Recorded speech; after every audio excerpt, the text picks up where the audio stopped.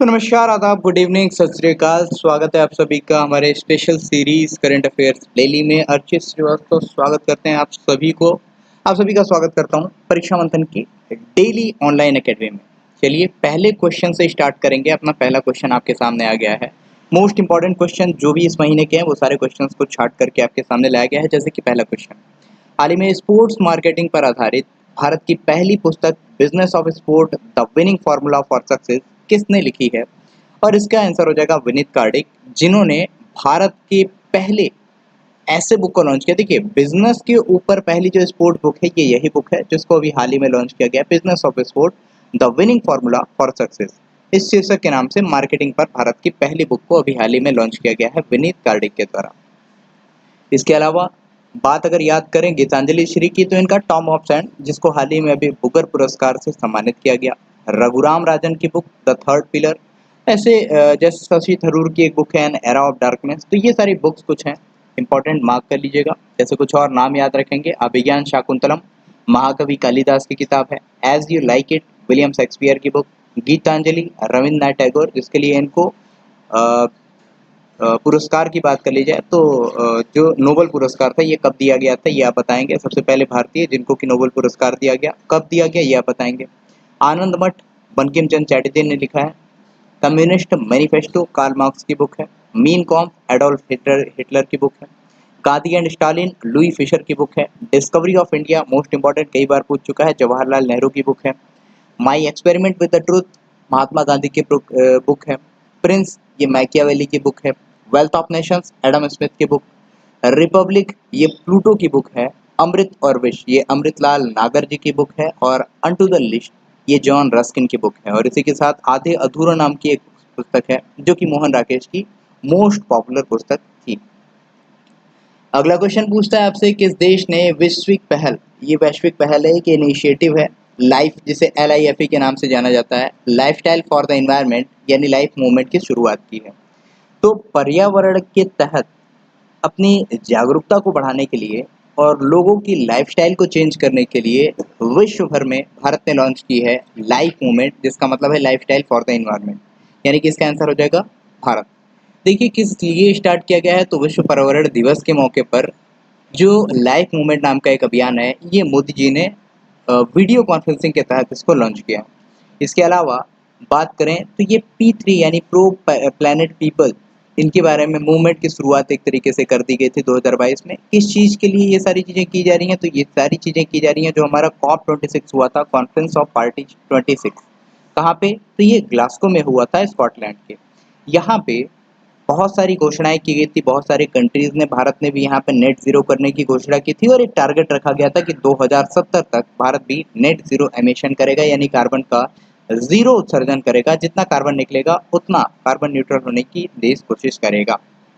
Okay, तो ये सारे कुछ इंपॉर्टेंट इनिशिएटिव्स हैं जिनको आप ध्यान में रख सकते हैं। जैसे कि भारत और फ्रांस का एक इनिशिएटिव है, COP21 में स्टार्ट किया गया था, जो कि पेरिस फ्रांस में आयोजित किया गया था। आपसे एक क्वेश्चन है, ये कब आयोजन किया गया था COP21 का? और COP21 में भारत और फ्रांस का एक साझा इनिशिएटिव था जिसे हम लोग जानते हैं ISA यानी इंटरनेशनल सोलर अलायंस के नाम से, जिसका हेडक्वार्टर गुरुग्राम हरियाणा में है। बात करें अमेरिका की, देखिए अमेरिका भी बहुत सारी पहल को आगे ले जाता है। नेट जीरो एमिशन ये अमेरिका की ही पहल थी, नेट जीरो करने की जो बात, अमेरिका ने 2050 तक नेट जीरो करने का जो टारगेट रखा था। इसके बाद ऑस्ट्रेलिया ने भी 2050 तक टारगेट रखा कि हम नेट जीरो करेंगे। तो ये सब कुछ इनिशिएटिव्स हैं। और ब्रिटेन की बात की जाए तो ब्रिटेन ने 2030 तक कार्बन न्यूट्रल कंट्री बनने की घोषणा की है। 2030 तक इन्होंने घोषणा की है कि ये अपने देश में किसी भी तरह के पेट्रोल डीजल वाले वाहन नहीं चलने देंगे, सिर्फ ई व्हीकल या फिर सोलर पावर या रिन्यूएबल एनर्जी पे बेस्ड जितने भी मशीनरी होंगी या फिर ऑटोमोबाइल्स यानी कि जो गाड़ियां होंगी ये सब चलेंगे। क्वेश्चन है, हाल ही में थीम आधारित भारत की गौरव ट्रेन, भारत गौरव ट्रेन की पहली सेवा कहां से कहां तक के बीच प्रारंभ की गई? देखिए मोस्ट इंपॉर्टेंट ये है, ऐसे भी क्वेश्चन पूछ सकता है कि भारत की पहली प्राइवेट ट्रेन ये कहां से कहां तक के लिए स्टार्ट की गई? तो कोयम्बटूर नॉर्थ से साईनगर शिरडी यहाँ तक के लिए स्टार्ट किया गया अभी हाल ही में। कौन सा? भारत का पहला प्राइवेट ट्रेन। बात करें तो ये भारतीय रेलवे ने अभी हाल ही में भारत गौरव स्कीम के तहत एक ट्रेन सेवा को स्टार्ट कर दिया। ये पहली यात्री ट्रेन है जो कि प्राइवेट है। शुरुआत तमिलनाडु के कोयम्बटूर नॉर्थ से महाराष्ट्र के शिरडी, साईं धाम शिरडी जिन्हें हम बोलते हैं, तो वहाँ तक के लिए इसकी स्टार्टिंग कर दी गई है, साईनगर शिरडी। और कुछ ऑप्शंस के बारे में बात कर लेते हैं, जैसे विशाखापट्टनम से मुंबई, भारत की पहली ऑक्सीजन ट्रेन विशाखापट्टनम से मुंबई तक चलाई गई थी। विशाखापट्टनम किस राज्य में पड़ता है ये आप बताएंगे। मुंबई की बात की जाए तो ये तो महाराष्ट्र की कैपिटल है, इसमें कोई डाउट नहीं है।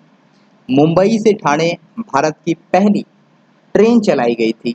आपसे क्वेश्चन है मेरा कि ये ट्रेन कब चलाई गई थी। नेक्स्ट आपको जो ऑप्शन है ये बताता है भारत की पहली कौन सी ट्रेन, भारत की पहली किसान ट्रेन, जो कि महाराष्ट्र के देवलाली से बिहार के दानापुर तक चलाया गया था। ये भी इंपॉर्टेंट क्वेश्चंस आपको याद रखते रहना है। भारत का पहला डार्क स्काई रिजर्व कहाँ बनाया जाएगा, most important question of this month, और इसका आंसर हो जाएगा आपका लद्दाख। देखिए डार्क स्काई नेशन का मतलब क्या होता है, डार्क स्काई रिजर्व का मतलब क्या होता है। डार्क स्काई रिजर्व का मतलब ऐसा एरिया जहां बिना एनर्जी खर्च किए दूसरे एरियाज को बिना पॉल्यूशन के तहत किसी भी तरीके से पॉल्यूटेड किए अपनी जरूरत के हिसाब से प्रकाश की प्राकृतिक व्यवस्था होती है, जहां यह रात को स्वाभाविक तौर पे अंधेरे और सितारों की प्राकृतिक रोशनी होती है। इसे हम dark sky sanctuary, dark sky reserve के नाम से जानते हैं।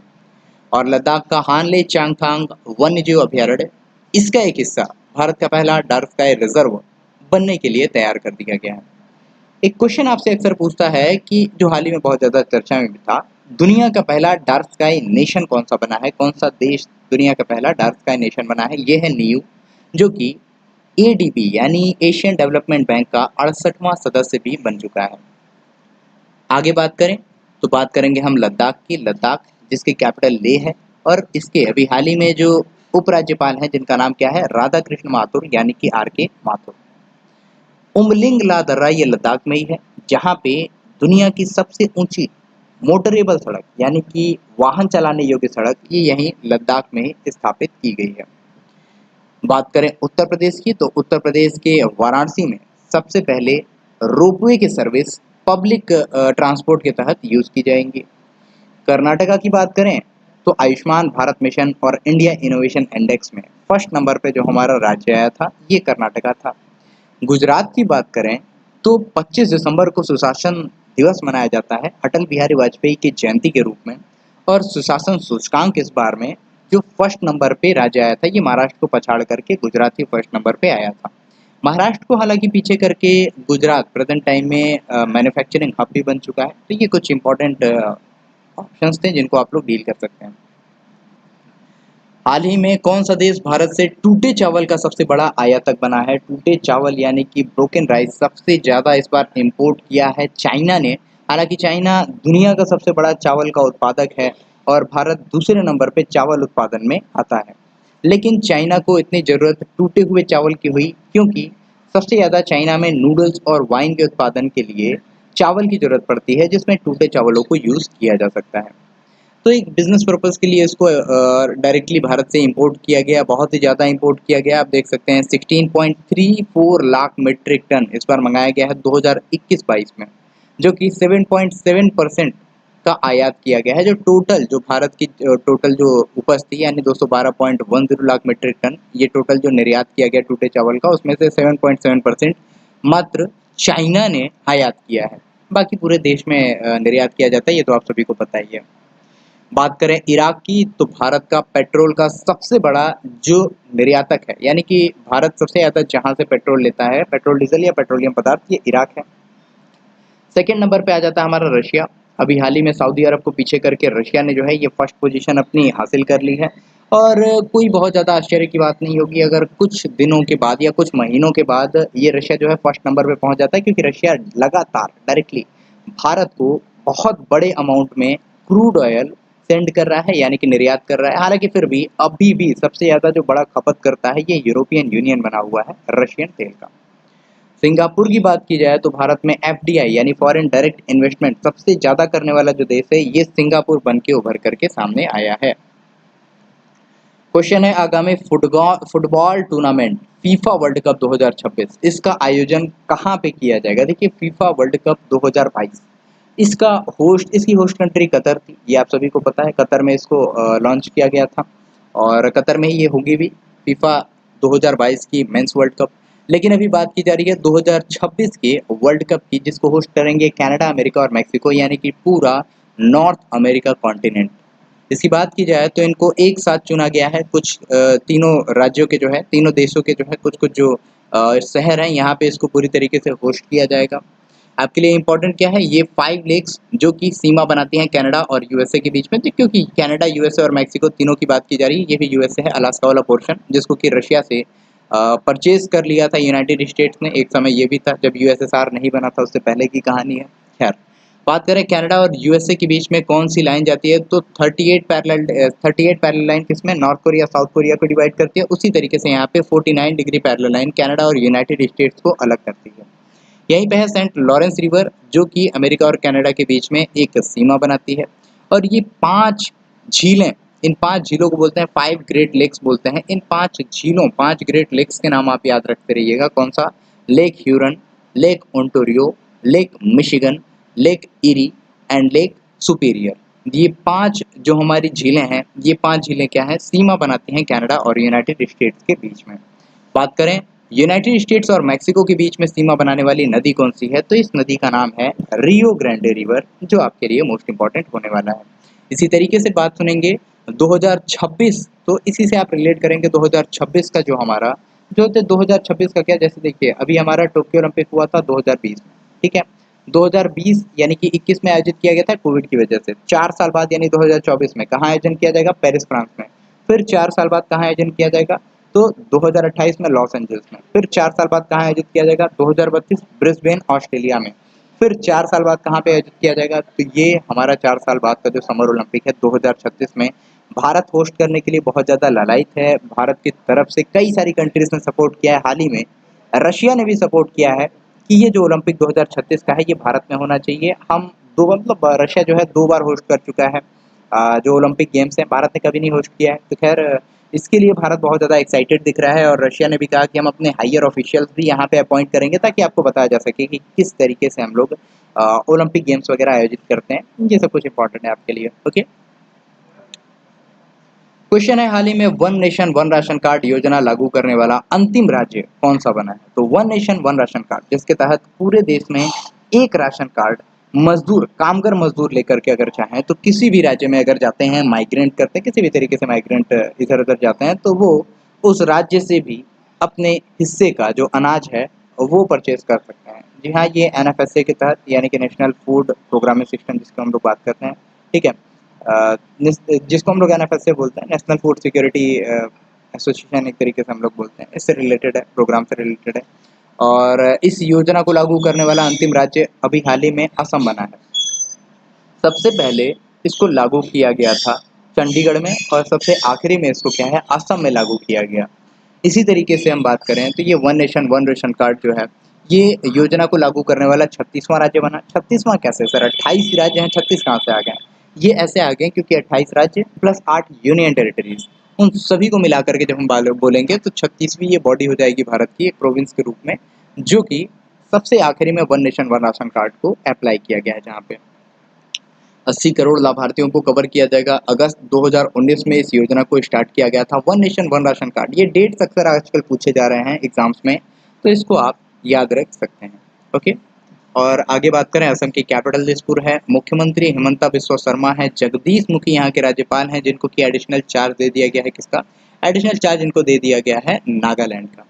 बात करें हम अभी जीएसटी की बात जब हम कर लेते हैं, जीएसटी जिसके लिए 279A ये नया एक आर्टिकल जोड़ा गया था, 101वां संशोधन किया गया था, 1 जुलाई 2017 से लागू किया गया था। सबसे पहले इसको असम ने लागू किया था। सबसे पहला देश कौन सा, तो फ्रांस ने सबसे पहले लागू किया था, लेकिन जब राज्यों की बात करेंगे तो भारत में जब आया था जीएसटी, सबसे पहले असम ने लागू किया था। और सबसे आखिरी में जो लागू करता राज्य था, राज्य या फिर यूनियन टेरिटरीज की बात करें तो ये था हमारा जम्मू एंड कश्मीर। उस समय राज्य था, अब तो खैर स्टेट हो गया है, यूनियन टेरिटरी हो गया है। खैर, अगले क्वेश्चन की तरफ हम मूव करने से पहले देख लेते हैं, जैसे कि हम बात करेंगे सिक्किम की, तो जैविक ऊर्जा प्रारंभ करने वाला पहला जो राज्य है ये हमारा सिक्किम हो गया है। ठीक है, ऐसे ही कुछ सारे और ऑप्शंस को आप लोग रिलेट करके देख सकते हैं। क्वेश्चन है, राष्ट्रपति चुनाव के लिए एनडीए उम्मीदवार श्रीमती द्रौपदी मुर्मू जी हैं। क्वेश्चन ये है कि किस राज्य की ये पूर्व राज्यपाल रह चुकी हैं। ये रह चुकी हैं झारखंड की पूर्व राज्यपाल। आपसे सिंपल सा क्वेश्चन है ये, जो द्रौपदी मुर्मू झारखंड की पूर्व राज्यपाल हैं, तो प्रेजेंट टाइम में झारखंड के राज्यपाल कौन है ये आप बताएंगे। अच्छा, एनडीए की तरफ से तो राष्ट्रपति की घोषणा कर दी गई है, कौन, द्रौपदी मुर्मू जी, और मैक्सिमम चांसेस है 50% से ज़्यादा, मतलब 60% से अबव चांसेस है कि द्रौपदी मुर्मू जी ही जीतेंगी और ये बन जाएंगी भारत की पहली आदिवासी महिला राष्ट्रपति। खैर, भारत की पहली महिला राष्ट्रपति ये तो प्रतिभा पाटिल जी थी, लेकिन भारत की पहली आदिवासी महिला राष्ट्रपति ये शायद मैं कह रहा हूँ द्रौपदी मुर्मू जी ही होंगी। एंड यूपीए की तरफ से यशवंत सिन्हा जी को राष्ट्रपति पद के उम्मीदवार के रूप में बनाया गया है। खैर ठीक है, अगले क्वेश्चन की तरफ हम मूव करते हैं। झारखंड को ध्यान रखते रहिएगा, झारखंड जिसकी कैपिटल रांची है। एंड ये अलग हुआ था बिहार से 15 नवंबर सन 2000 में। बिरसा मुंडा दिवस भी 15 नवंबर को ही मनाया जाता है। क्वेश्चन है, विश्व का पहला तैरता हुआ शहर एक है ओशियनिक्स बुसान। ये बुसान शहर में हाल ही में आयोजित किया है, मतलब स्थापित किया जाएगा। क्वेश्चन ये है कि ये जो फ्लोटिंग शहर है, फ्लोटिंग सिटी है दुनिया का पहला, ये किस देश में स्थापित किया गया, और आंसर हो जाएगा आपका दक्षिण कोरिया। जी हाँ, साउथ कोरिया, जिसकी कैपिटल सियोल है and currency south Korean von है। और इसको हाल ही में क्या यून सुक येल यहाँ के पहले अभी राष्ट्रपति बनाए गए, और इसने अभी हाल ही में घोषणा की है दुनिया के पहले तैरते हुए शहर की, जिसको कि 2025 तक बना करके तैयार कर दिया जाएगा। देखिए, इसके नए जो राष्ट्रपति हैं इनका नाम है यून सुक योल, और यून सुक योल ये पहले राष्ट्रपति होंगे। देखिए, यून सुक योल साउथ कोरिया की तरफ से, एंड ये जो हमारे जापान के प्रेसिडेंट हैं यानी फूमियो किशिदा, ये दोनों पहले राष्ट्रपति होंगे, एशिया की तरफ से पहले राष्ट्रपति होंगे जो कि ज्वाइन करेंगे नाटो की जो इस बार की समिट होगी उसको, यानी कि साउथ कोरिया और जापान दोनों नाटो की समिट को इस बार जारी, मतलब एक तरीके से यहाँ पे अपना पार्टिसिपेशन देने वाले हैं, एज अ गेस्ट जाने वाले हैं। एंड साउथ कोरिया की बात की जाए तो साइबर सुरक्षा समूह यानी नाटो के साइबर सुरक्षा समूह में शामिल होने वाला ये पहला एशियन देश हो गया है, इसको आप याद रख सकते हैं। अगले क्वेश्चन की तरफ हम मूव करेंगे, और ये आखिरी क्वेश्चन था। खैर, क्वेश्चन पूरी तरीके से हम लोगों ने देख लिया, और अगले क्वेश्चन पे क्या जाए, आज के लिए इतना ही रखते हैं। एंड ध्यान रखते रहिएगा, अपने जितने भी क्वेश्चंस को आपने पूरे महीने में पढ़ा है उन सारे क्वेश्चंस को बार बार रिवाइज करते रहिएगा, जस्ट बिकॉज हम लोग अब आपके लिए क्या है, स्टैटिक जीके की सीरीज भी स्टार्ट करने वाले हैं। एंड आप सभी के लिए करंट अफेयर्स के कुछ टेस्ट भी होने वाले हैं, तो उसके लिए आप लोग रेडी रहिएगा। आज के लिए इतना ही रखते हैं। जय हिंद, भारत माता की जय। स्वस्थ व्यस्त मस्त रहिए, खाते पीते जीते रहिए। मिलते हैं फिर अगले क्लास में, तब तक के लिए जय हिंद एंड शुभकामनाएं।